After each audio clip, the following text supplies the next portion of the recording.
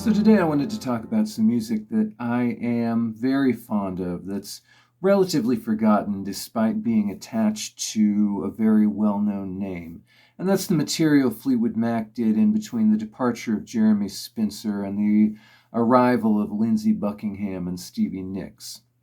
And Fleetwood Mac are a really interesting outlier in the realm of music history because they've made some of the most popular music of all time, but a great deal of their catalog remains undiscovered and uncelebrated on any kind of significant scale. And that's a shame because the best of that transitional middle period is really great. In particular, the songs that were written and sung by Bob Welch are honestly some of my favorite music ever.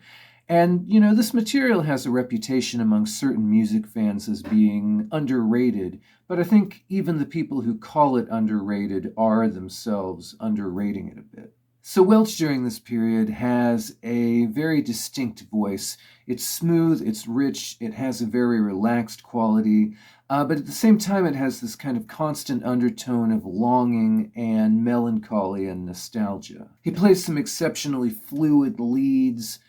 He's someone whose singing voice and guitar voice feel exceptionally aligned, right? They feel like they come from the same soul.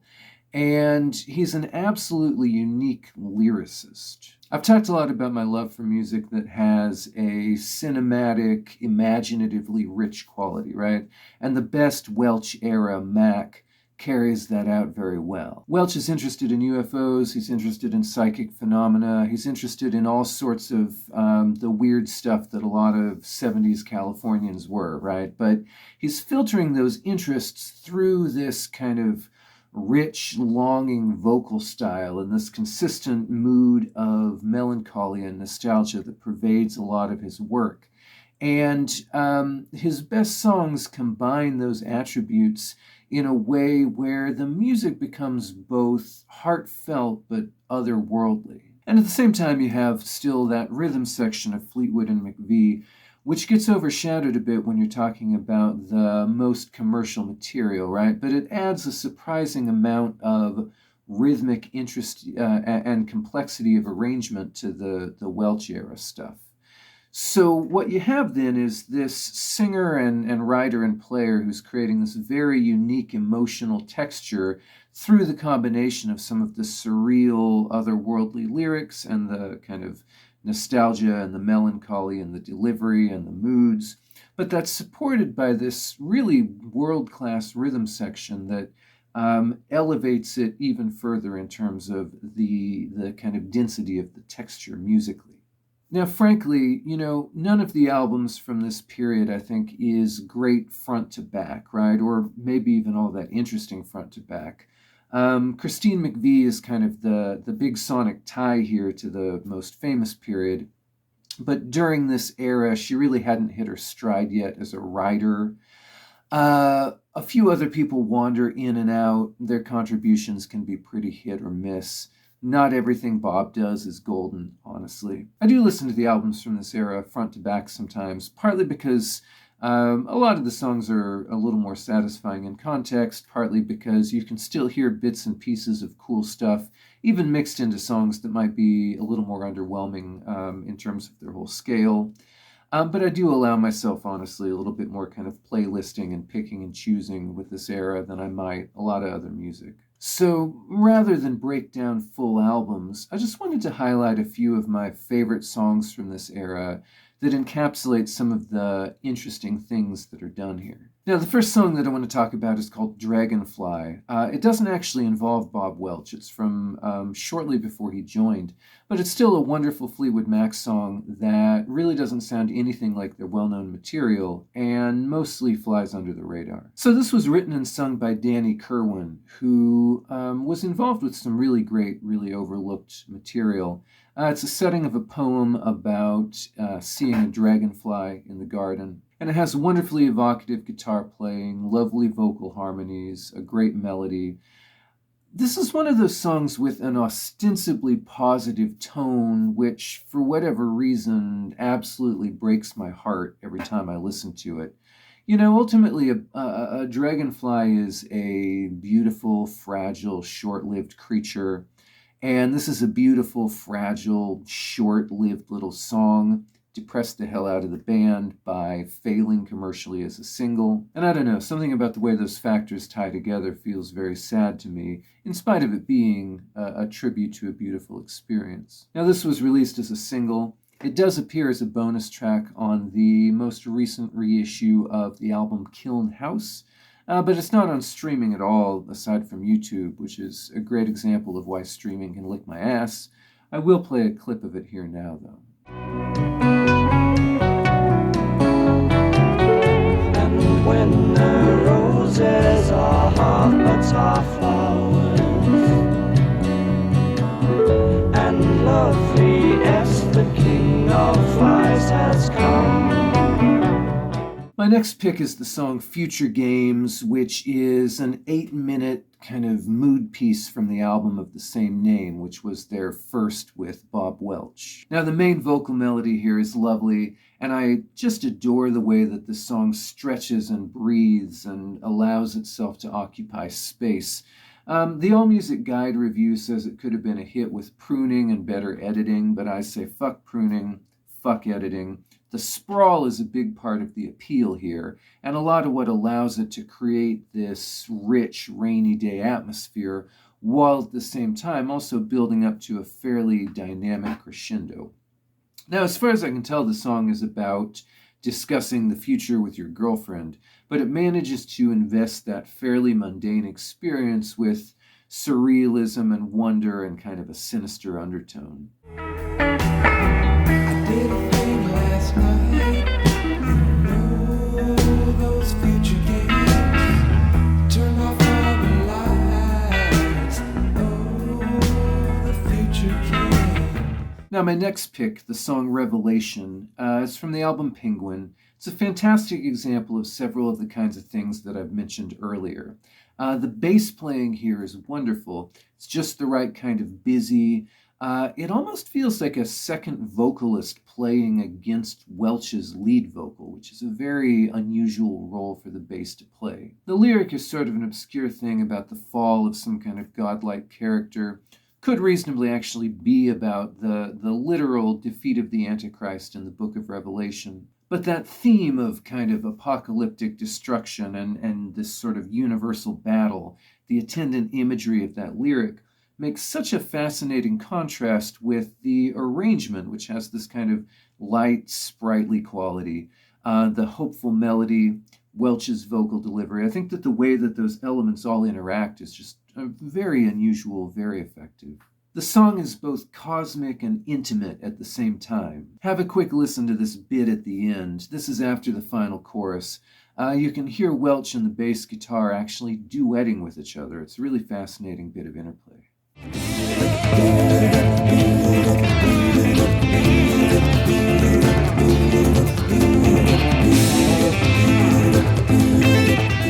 My next pick is the song Night Watch, which is another one from the album Penguin. Now, Penguin as a whole album is actually maybe my least favorite of the period, but Welch's work on that album is some of his best, even if it's in the context of kind of an underwhelming album as a whole.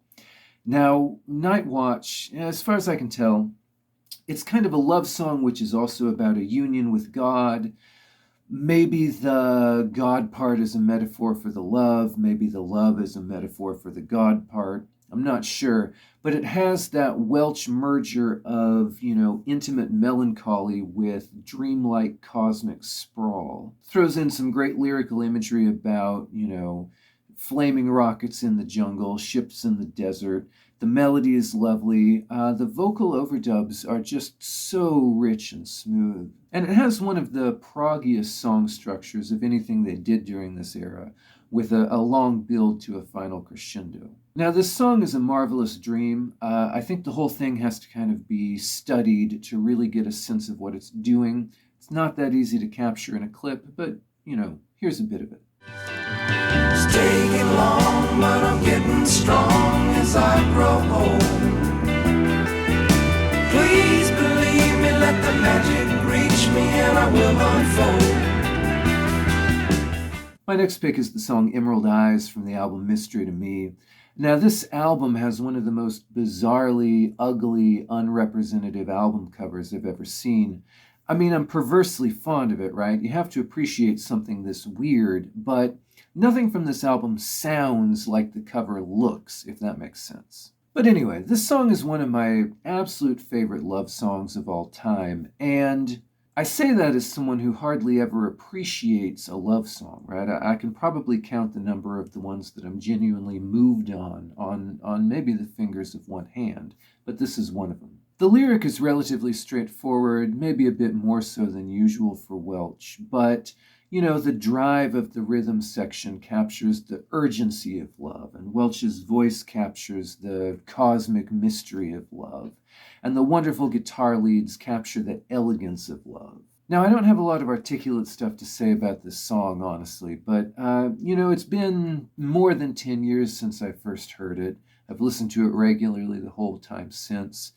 And, I still got excited when I reached this point in putting together the outline for this video, because it meant I got to listen to Emerald Eyes. Here's a quick clip. Emerald Eyes is a mystery. She's a heart that beats close to me. Find emerald eyes in the night, gleam and shine. My next pick is another one from the album Mystery to Me. It's the song Hypnotized. This might be my single favorite track of this whole period. It's certainly the one that started it all. A good friend of mine heard it on the radio in about 2010. God knows how it got on the radio. Neither of us have ever heard it on the radio before or since. He heard it on the radio while he was driving, and he just thought, what the fuck is this, right? Googled some of the lyrics to try to figure out who it was, sent it to me, and we were both sold. This is another example of that great rhythm section I was talking about at the beginning. Check out the drum pattern at the beginning. And this is one of those songs where every element is doing something a little weird, a little bit counterintuitive. It's kind of hard to imagine where the song could even have started in terms of being built up and constructed by the band. Lyrically, it's about a bunch of kind of alien and paranormal phenomena that for the most part is kind of dropped enough out of pop cultural attention that I'm not really even sure a lot of what's being referenced here. But Welch's voice evokes the wonder and mystery of it so perfectly. The commentary from his leads and Weston's leads adds so much flavor. That rhythm section is so seductive. The whole thing kind of creates this transporting dreamscape that I find infinitely alluring. Here's a clip. Because there's no explaining, your imagination can make you see and feel.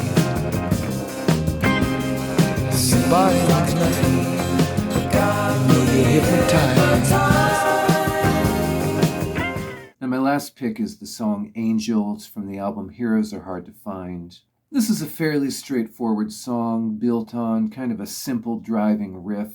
It's one of Welch's darkest, most kind of melancholy, longing vocal deliveries. Overall, it's a fairly straightforward song, but it captures something very bleak. There's a line in it, under a sky of gunmetal gray. That lyric in particular always sticks with me because it's a wonderful piece of imagery and it describes the mood of how the song sounds. It's funny sometimes how even just one well-chosen line can make the overall lyric, right? That line does so here because it ties together the sonic and lyrical landscapes. Under the sky, gunmetal gray. No omens and signs, we're all around. Now, following his departure from Fleetwood Mac, Welch did a couple of albums with a hard rock trio named Paris. Those are quite good as well. I'm not really going to dig into them here. He did a couple solo albums in a soft rock vein where there started to be kind of a decline in the uniqueness and originality of his approach as a writer. And then he continued doing work into the 80s that I don't think is particularly beloved. But as far as I'm concerned, this is the stuff right here. Now, I don't know if it's ultimately bad or good for Welch's legacy that his best work is tied to this other legendary thing that's mostly known for other reasons. I suppose it ultimately leads some percentage of people into trying this music that probably wouldn't have found it if they'd broken up in 1974.